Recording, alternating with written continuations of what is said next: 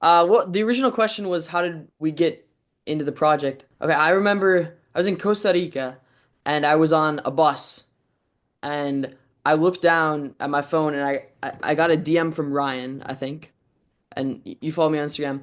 I don't know what the original exchange was, but it was something along the lines of like, this is the project, like if you're interested, like check it out, like we'd love to see an audition, something along those lines. And I took a peek and it looked fantastic. So obviously I was into sending the tape and I recorded the tape when I got back to Minnesota, where I was at the time, or LA. I don't know where the heck I recorded that thing. I recorded it somewhere. And I did it with my dad. I just remember it being fun. Really, this was ages ago. This was like maybe 2 years ago that we did this. So it's really fun to recall all these wonderful memories.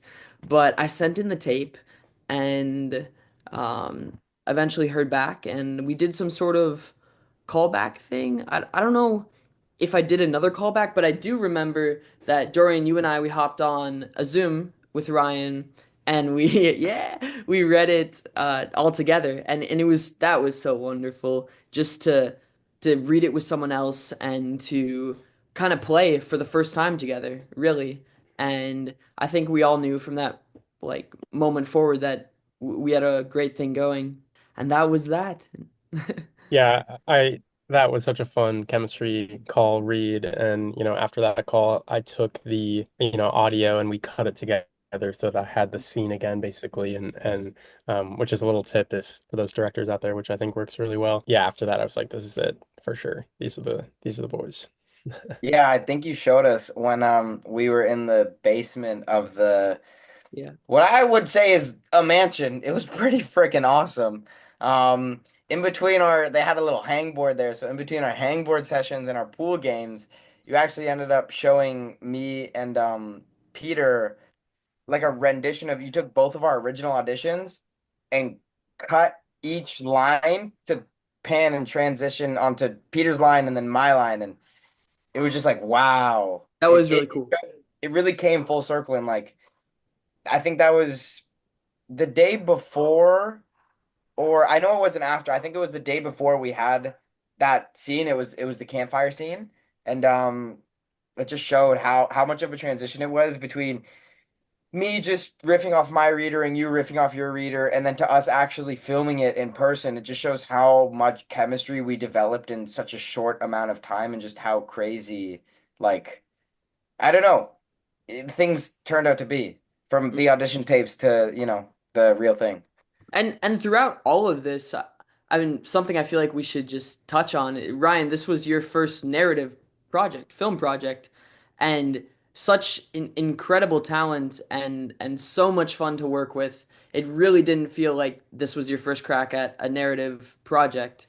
And I'm sure Dorian would say the same thing, but it was really cool to see like your specific approach to doing all this, like how you cut the things to create that video, how you liked the vertical audition, which like I think like if I sent in a vertical audition, like someone would kill me, but it works. Like, and it's just like there's something wonderfully unique about your process and how you approach this project, and it clearly shows in the finished project. You Oh, can oh say, no, I was gonna I was say just gonna that's gas you up a little bit more, but you can thanks go for if the you want. kind words. Gas them up. Seriously.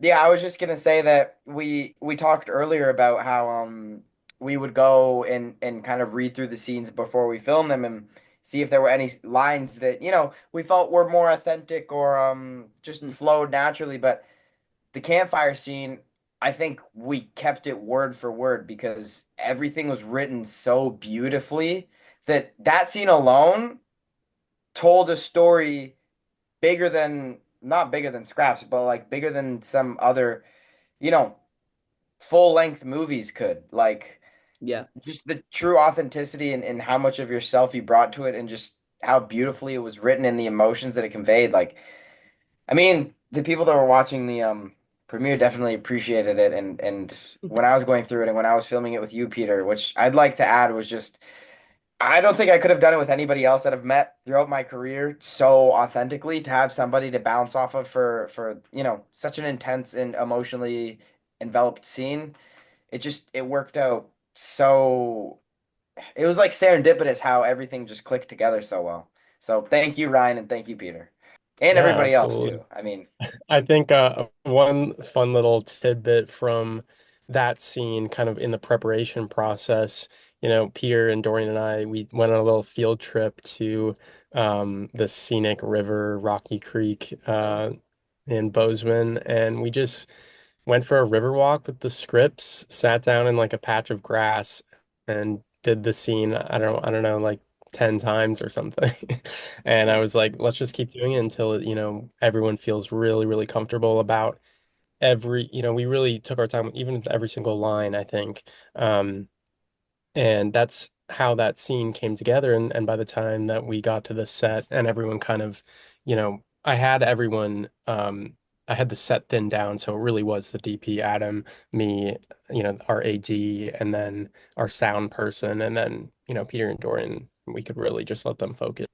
And I think it's so critical, especially in an emotional scene like that, to um, move some of the cast out of the way so that everyone can um, get into the zone and feel comfortable. yeah, and I think that's another thing too, just how much care and time and attention you took to making all of the actors feel comfortable. I mean, you took us through like a 3 kilometer river walk down a ravine just so we could read a script and feel in touch with the environment and each other and nature. And that's just the tip of the iceberg for the amount of dedication that you had to this. And I mean, it shows in the outcome of everything. I mean, how many hours did you spend color coding every single scene post film?